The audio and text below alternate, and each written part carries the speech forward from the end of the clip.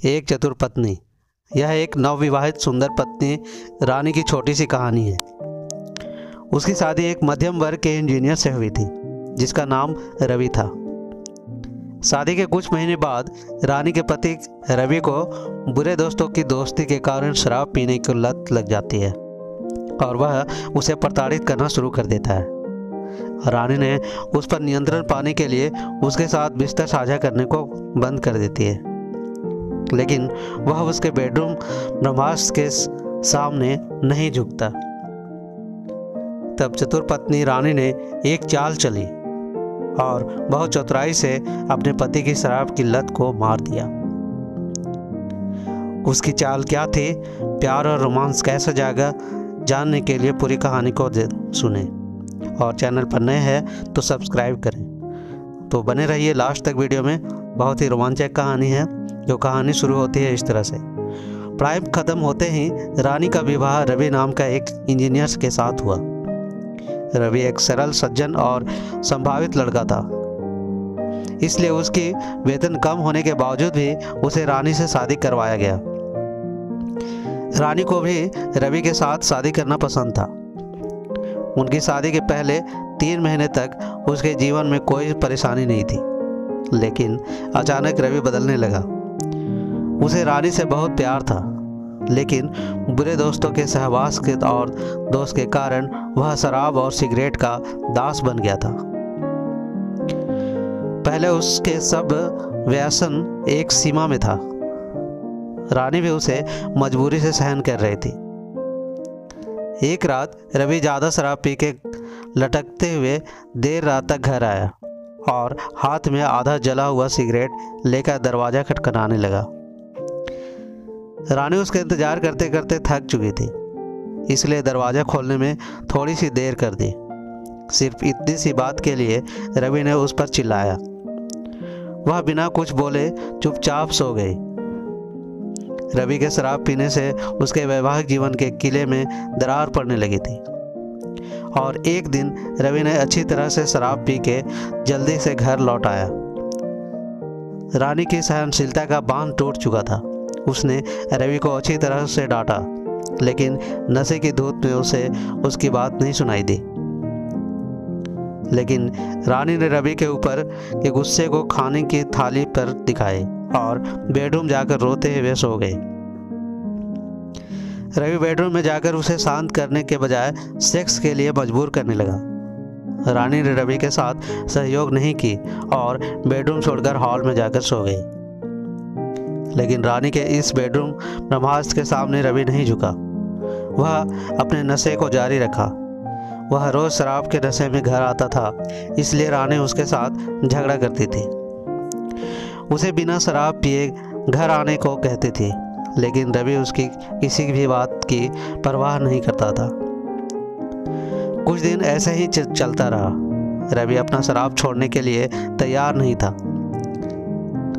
इसी तरह रानी अपना जिद छोड़ने वाली नहीं थी, इसलिए उसका वैवाहिक जीवन पटरी से उतर गया। रानी रवि को शराब छोड़ने के लिए कहकर थक गई थी। वह उसके शराब के लत को छुड़वाने के लिए कई तरह के कोशिशें करके हार कर डिवोर्स लेने की फैसला कर ली, लेकिन वह रवि को खोना नहीं चाहती थी। शराब एक को छोड़कर रवि सभी में ठीक था। एक दिन रानी ने जिद करते हुए एक छोटे बच्चे को देखे, जो बच्चा अपने माँ के द्वारा कहे गए सब चीज़ों को उल्टा करता था। वो बच्चा मत करने को कहने वाले चीज़ों को करता था, लेकिन करने को कहे गए कामों को गलती से भी नहीं करता था। इसलिए उस बच्चे की माँ उसे सब उल्टा कहती थी। उसे वो बच्चा सही से करता था। इस विचित्र बच्चे को देखकर रानी को रवि के शराब का लत को छुड़वाने के लिए एक आइडिया मिली। हमेशा की तरह आज भी रवि ने शराब की नशे में घर आया, लेकिन हमेशा की तरह रानी ने उसके ऊपर नहीं चिल्लाई, उसे सब नहीं कहा, उसके ऊपर गुस्सा होकर बर्तन नहीं फेंके। उसे भोजन देकर वह चुपचाप बेडरूम में चली गई। रानी के इस कोमल तेवर से रवि को आश्चर्यचकित हो। वह नहीं समझ पा रहा था कि रोज चिल्लाने वाली उसकी पत्नी ऐसे कैसे हो सकती है। भोजन के बाद वह भी बेडरूम में घुस गया। रानी अपनी शादी के फोटो एल्बम को देखकर चुपचाप आंसू बहा रही थी, लेकिन रवि को उसके आंसू दिखाई नहीं दी। कई महीनों के बाद रवि ने भावुक होकर उसे प्यार से बात करने लगा। रवि, क्या तुम मेरी शराब की वजह से नाराज हो? रानी, नहीं रवि, ऐसा कुछ नहीं है। पहले मैं नाराज थी, लेकिन अब कोई समस्या नहीं है। मैं तुम्हें कभी भी शराब छोड़ने के लिए नहीं कहूँगी, क्योंकि एक मासूम बार मालिक के पेट पर नहीं मारना चाहती। उसके भी बीवी और बच्चे होंगे। तुम सारे लोग शराब पीकर छोड़ दिए तो कैसे जिंदगी चलेगा? इसलिए तुम जितना चाहो उतना ही पी लो, मुझे कोई ऐतराज नहीं है। हर रोज अच्छे से पीकर किसी गंदी नाली में गिरकर आओ। घर में पानी खत्म हो जाए तो कोई बात नहीं, मैं तुम्हें अपने आंसुओं से नहाऊंगी। तुम चिंता मत करो। रवि, सबको तुम जैसी अच्छी पत्नी मिल जाती तो कितना मज़ा आ जाता, है ना? रानी, क्यों?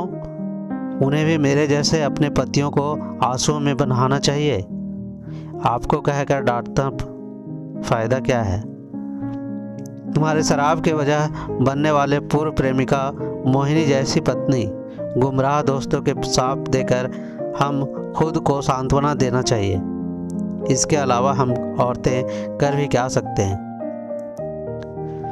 रवि, मैं आपका भाषण नहीं समझा, लेकिन आप मुझे मिली दुर्लभ पत्नी हैं।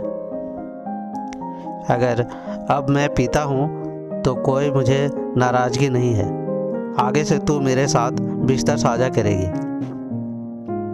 रानी, अब मैं पहले की तरह आप पर गुस्सा नहीं करूँगी, नाराज़ नहीं होंगे। कुछ भी हो, तुम शराब को मत छोड़ना।